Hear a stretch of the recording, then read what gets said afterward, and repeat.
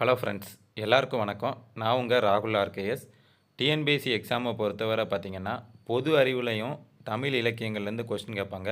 Group 1, group 2, group 4ல் பொது அறிவில் பார்த்தீங்கன்னா, அங்கேயும் தமிழ் இலக்கியங்கள்லேருந்து பாடல் வரிகளை கொடுத்து அது என்ன நூல்லேருந்து கேட்டிருக்காங்க அப்படின்னு கேட்பாங்க. பாடல் வரியை கொடுத்து அது எந்த நூலில் இருக்குது, அதை எழுதினவங்க யார், அதோட மீனிங் என்னன்னு சிம்பிளாக கேட்பாங்க. தோழன் தோழிக்கு கூறியதா, அரசன் அரசிக்கு கூறியதா அப்படிங்கிற மாதிரி கேட்பாங்க. இந்த மாதிரி கேள்விகள்லாம் பார்த்திங்கன்னா குரூப் 1ல் 10 கொஸ்டின் வரும். குரூப் 2ல் ஒரு 3 கொஸ்டின் 4 கொஸ்டின் வரும். குரூப் 4லேயும் அதே மாதிரி வரும். நாம் என்ன தான் ஸ்கூல் புக்கை எவ்வளோ தரவாக படித்தாலும் சில கொஸ்டின்லாம் பார்த்திங்கன்னா வேறு புக்கில் கேட்குறாங்க. இந்த மாதிரி கொஸ்டின்லாம் சமாளிக்கிறதுக்கு பார்த்திங்கன்னா நாம் ஒரு புக்கு எடுத்துகிட்டு வந்திருக்கோம். ஒரு ஸ்டாண்டர்ட் ஆத்தர் புக்கிலேருந்து நம்ம இந்த லெசனை நடத்த போகிறோம். இந்த எக்ஸாமுக்கு படிக்கும்போது பார்த்திங்கன்னா யூனிட் 8க்குன்னு டெய்லி 1 மணி நேரம் ஸ்பெண்ட் பண்ணிங்கன்னா அது ஒரு பெரிய சுமையாகவும் தெரியாது, நிறைய மார்க்கும் நம்மளால் ஸ்கோர் பண்ண முடியும்.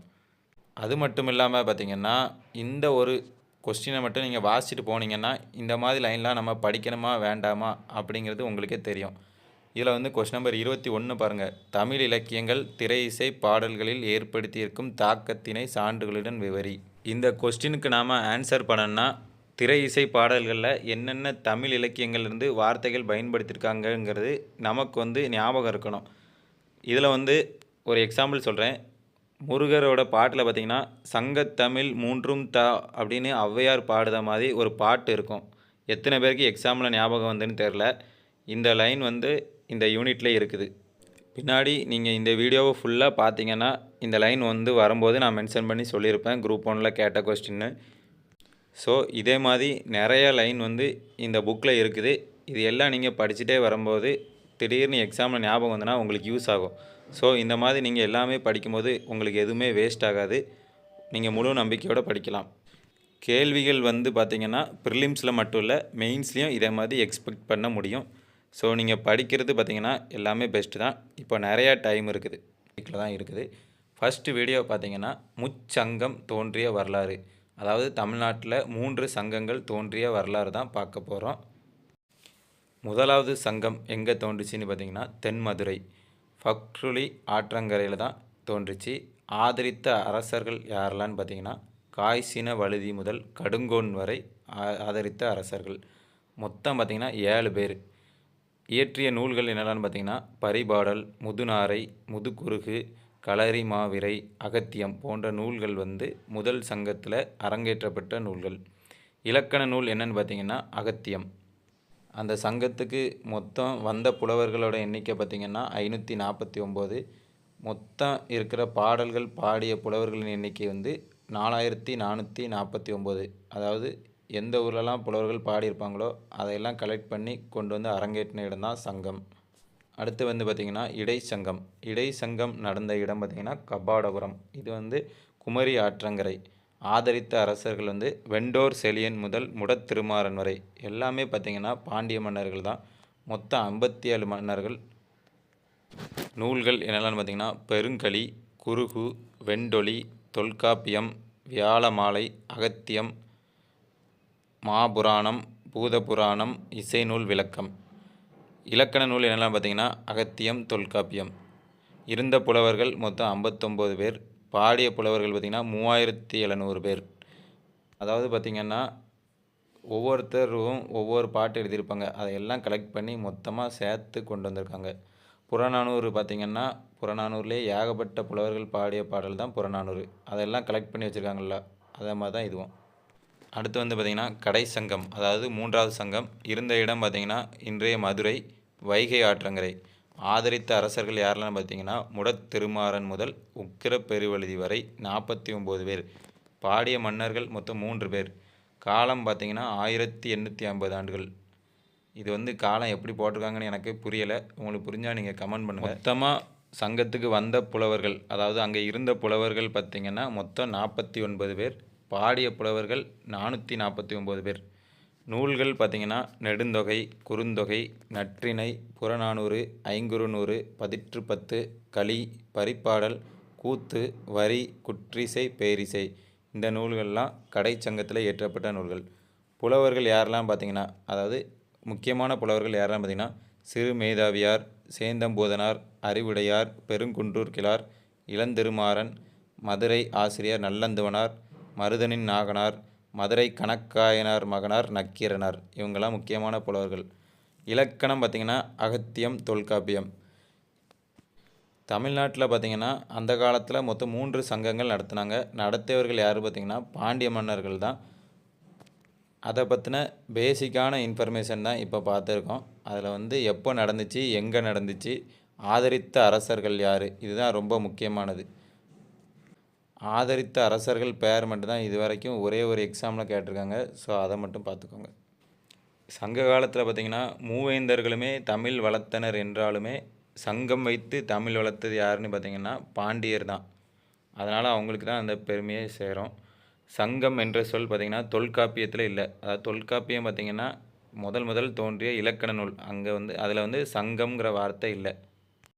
டிஎன்பிஎஸ்சியை பொறுத்தவரை பார்த்திங்கன்னா பாட்டில் உள்ள வரிகளை கொடுத்து அது எந்த நூல், எந்த ஆசிரியர்னு கேட்பாங்க. அதை பேஸ் பண்ணி தான் நம்ம பார்க்க போகிறோம். நிறைய வார்த்தைகளுக்கு பார்த்திங்கன்னா அர்த்தமே புரியாது. ஸோ வாசிச்சுட்டே போகிற மாதிரி தான் இருக்கும். நீங்கள் நோட் பண்ணி வச்சுக்கோங்க.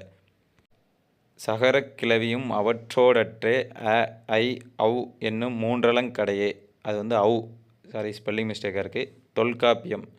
சங்கம் என்ற சொல்லை முதலில் பயன்படுத்தியவர் மணிமேகலை ஆசிரியர் சீத்தலை சாத்தனார். இதுக்கு அடுத்த லைன் பார்த்தீங்கன்னா கொஞ்சம் மிஸ்டேக்காக இருக்குது. நான் சொல்கிறத அப்படியே நோட் பண்ணி வச்சுக்கோங்க. நண்பாட்டு புலவனாய் சங்கமேறி தன்னை இழி தருமிக்கு அருளோன் கான். இந்த லைன் பார்த்திங்கன்னா கிபி 7ஆம் நூற்றாண்டை சேர்ந்த திருநாவுக்கரசரோட தேவாரத்தில் வருகிறது. அதாவது நண்பாட்டு புலவனாய் சங்கமேறி தன்னை இழி தருமிக்கு அருளினோன் கான். இது திருநாவுக்கரசோட தேவாரத்தில் வருது. இந்த 4 லைன் மட்டும் கொஞ்சம் மிஸ்டேக் ஆகிட்டு. அடுத்து பார்த்திங்கன்னா முச்சங்கம் பற்றிய விரிவான செய்தியை முதலில் சொல்லுது பார்த்திங்கன்னா இறையனார் அகப்பொருள் என்று அழைக்கப்படும் இறையனார் களவியல் என்ற நூலின் ஆசிரியர் நக்கீரர் ஆவார். இவர் உரையாசிரியர் தான். அந்த இறையனார் களவியல் என்ற நூலின் உரையாசிரியர் தான் நக்கீரர். இந்த சங்க காலத்தில் உள்ள முக்கியமான லைன்லாம் பார்ப்போம். திரிபுரம் எரித்த விரிசடை கடவுள் சிவன், ஆலவாய் பெருமான் சிவன், குன்று எறிந்த வேல் முருகன், துவரை கோமான் கண்ணன், நிதியின் கிழவன் குபேரன். இதிலெல்லாம் பார்த்திங்கன்னா நிறையா ஹிண்ட்ஸ் தான் இருக்குது. ஓகேவா. 3 சங்கங்களை ஆதரித்த மொத்த அரசர்கள் 197 அரசர்கள். மொத்த காலம் 4440, 3700 ப்ளஸ் 1850. மொத்தமாக சேர்த்திங்கன்னா 9990 ஆண்டுகள். இது என்ன கணக்குன்னு எனக்கு தெரில. இந்த புக்கில் இருக்குது, சொல்லியிருக்கேன். மொத்த புலவர்கள் முதல் சங்கத்தில் 4449 ப்ளஸ் 3700 ப்ளஸ் 449, டோட்டலாக 8598 பேர். முதற் சங்க அரசர்கள் பார்த்திங்கன்னா காய்ச்சின வழுதி முதல் கடுங்கோன் வரை, இடைச்சங்கத்தில் வெண்டோர் செழியன் முதல் முடத்திருமாறன் வரை, கடை சங்கத்தில் முடத்திருமாறன் முதல் உக்கிர பெருவழுதி வரை. இடை மற்றும் கடை சங்கத்திற்கு உரிய மன்னன் முடத்திருமாறன். இவர் 2 சங்கத்துக்குமே உரியவர். முச்சங்கத்திற்கும் உரிய நூல் அகத்தியம். முத்தமிழ் இலக்கண நூல் அகத்தியம், இயற்றமிழ் இலக்கண நூல் தொல்காப்பியம். இந்த 2க்கும் வித்தியாசம் பார்த்துக்கோங்க. இசைத்தமிழ் இலக்கண நூல் முதுநாரை, நாடகத்தமிழ் இலக்கண நூல் இந்திரகாளியம் பஞ்சமரபு. புலவர்களின் தலைவர் அகத்தியர். அகத்தியரோட மாணவர் 12 பேர். அடுத்து தொல்காப்பியர் அதங்கோட்டாசான், பனம்பாரனர், காக்கை பாடினியார், நத்தத்தன் ஆகியோர் குறிப்பிடத்தக்கவர்கள். அதில் அகத்தியர் மாணவர்கள் 12 பேரும் சேர்ந்து எழுதிய நூல் பன்னிரு படலம். இது ஒரு புறநூல். அகத்தியர் எழுதிய நூல் அகத்தியம். அகத்தியத்தில் பார்த்திங்கன்னா 12,000 நூற்பாக்களை கொண்டது. தற்போது 103 நூற்பாக்கள் மட்டுமே நமக்கு கிடைத்துள்ளன. இதில் பார்த்திங்கன்னா 12 பகுதிகளை உடையது. அவை எழுத்து, சொல், பொருள், யாப்பு, சந்தம், வழக்கியல், அரசியல், அமைச்சியல், பார்ப்பனவியல், ஜோதிடவியல், கந்தர்வம், கூத்து போன்றதை கூறுது. எண்ணின் நின்று எண்ணெய் எடுப்பது போல் இலக்கியத்தின்று எடுபடும் இலக்கணம். எள்ளின் நின்று எண்ணெய் எடுப்பது போல இலக்கியத்தின்றும் எடுப்பது இலக்கணம் என்பது அகத்திய நூற்பா. சங்கம் இருந்ததற்கான அகசான்றுகள் என்னெல்லாம் பார்த்திங்கன்னா, அதாவது நூல்களில் சில குறிப்புகள் இருக்கும். அதை வச்சு நம்ம டிசைட் பண்ணிக்கலாம். நிலந்தரு திருவின் பாண்டியன் அவையத்து. இது பாண்டியனோட அவையில் நடந்தது சொல்கிறாங்க. தொல்காப்பிய பாயிரம். ஆசிரியர் பெயர் பார்த்திங்கன்னா தொல்லானை நல்லாசிரியர். புனர்கூட்டு உண்ட புகழ்சால் சிறப்பின் நிலந்தரு திருவின் நெடியோன். இது எங்கே இருக்குன்னா மதுரை காஞ்சி. புனர்கூட்டு உண்ட புகழ்சால் சிறப்பின் நிலந்தரு திருவின் நெடியோன். புனர்கூட்டு உண்ட புகழ்சால் சிறப்பின் நிலந்தரு திருவின் நெடியோன். இந்த வரிகள் இடம்பெற்றுள்ள நூல் மதுரை காஞ்சி. அடுத்த லைன் பார்த்திங்கன்னா தமிழ்நிலை பெற்ற தாங்கரு மரபின் மகிழ்தனை மருவின் மதுரை. இது சிறுபானாற்றுப்படை. இமிழ்குரல் முரசம் மூன்றுடன் ஆளும் தமிழ்கெழு கூடல் தன்கோல் வேந்தே. தமிழ்கெழு கூடல் இந்த லைன் எங்கே இருக்குன்னு பார்த்தீங்கன்னா புறநானூறு.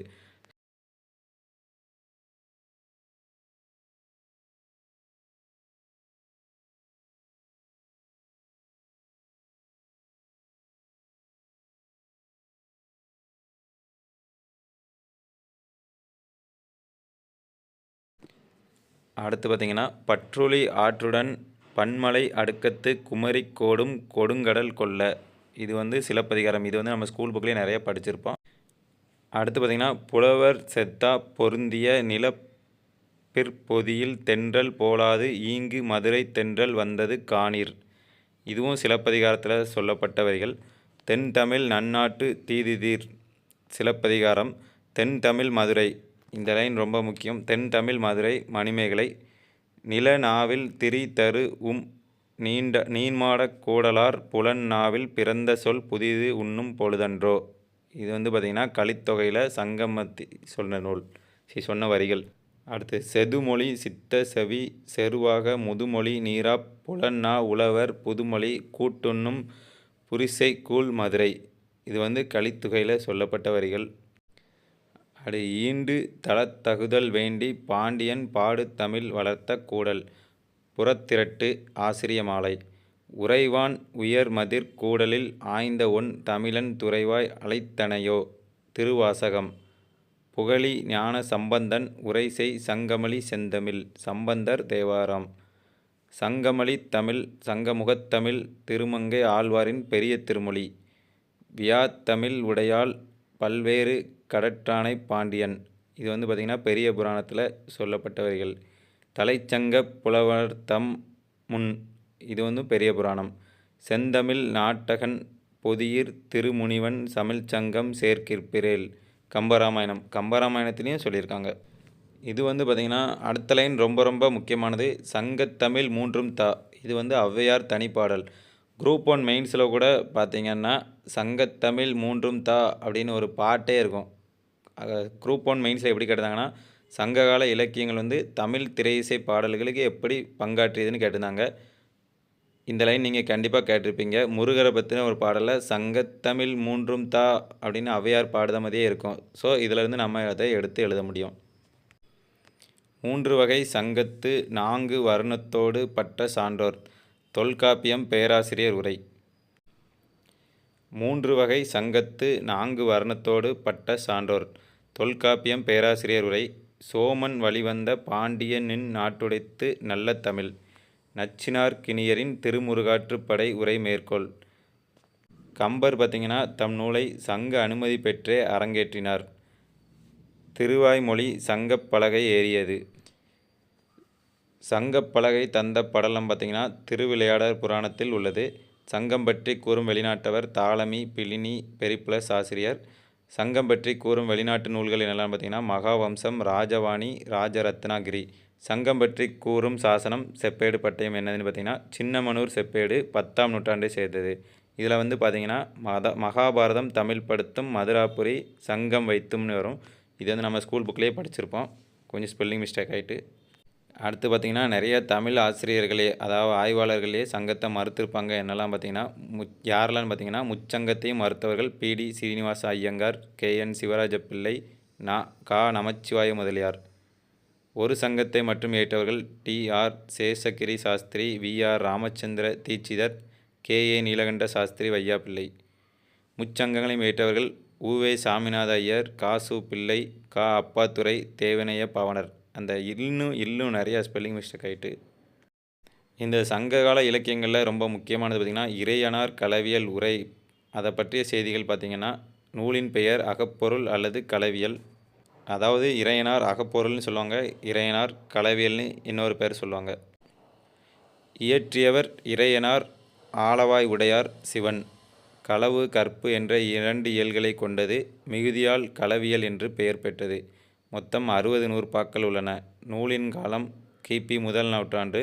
இதில் கருத்து வேறுபாடு உண்டு. அதாவது முதல் நூற்றாண்டு இல்லைனா 2ஆம் நூற்றாண்டுன்னு நிறைய பேர் சொல்கிறாங்க. இதுக்கு உரை எழுதியவர் நக்கீரர். உரை சிறப்பால் இந்நூலை இறையனார் களவியல் உரை என்று வழங்கப்படுகிறது. இந்த உரையோட சிறப்புனாலேயே அந்த உரையினே பெயரோடய சேருது.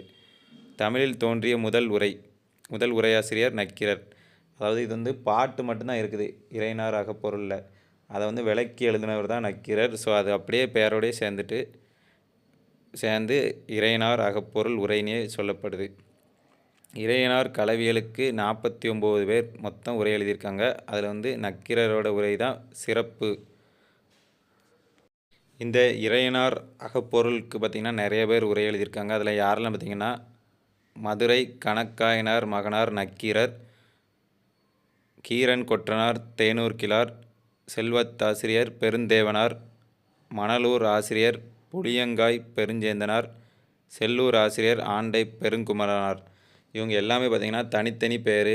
இதை பார்த்து அப்படியே எழுதுகிறாங்க. நான் சொல்லதுக்கு ஏற்ற மாதிரி எழுதுங்க. ஃபஸ்ட்டு வந்து பார்த்திங்கன்னா மதுரை கணக்காயனார் மகனார் நக்கீரனார், அடுத்து கீரன் கொற்றனார் தேனூர் கிழார், செல்வத்தாசிரியர் பெருந்தேவனார், மணலூர் ஆசிரியர் புளியங்காய் பெருஞ்சேந்தனார், செல்லூர் ஆசிரியர் ஆண்டை குமரனார், திருக்குன்றத்து ஆசிரியர் மாதளவாணர், இளநாகனர், முசிறி ஆசிரியர் நீலகண்டனார். இவ்வளோ பேர் பார்த்திங்கன்னா நக்கீரருக்கு உரை எழுதியிருக்காங்க. இப்போதுள்ள இறையனார் களவியல் உரை 9 பேர் வழியாக வந்தது. உரையை எழுத்தில் எழுதியவர் முசிறி ஆசிரியர் நீலகண்டனார். இதோட பார்த்திங்கன்னா இரவியனார் களவியல் உரை வந்து முடிந்தது. அடுத்து வந்து பார்த்திங்கன்னா வேறு டாபிக். வேதத்திற்கு எழுதா கிளவி என்ற பெயரும் உண்டு. அடுத்து பார்த்திங்கன்னா கிபி 470 மதுரையில் வச்சிரநந்தி என்ற சமண முனிவர் சங்கம் நிறுவினார். இச்சங்கத்திற்கு சமண சங்கம், திரமிழ சங்கம், திராவிடர் சங்கம் என்ற பெயர்களும் உண்டு.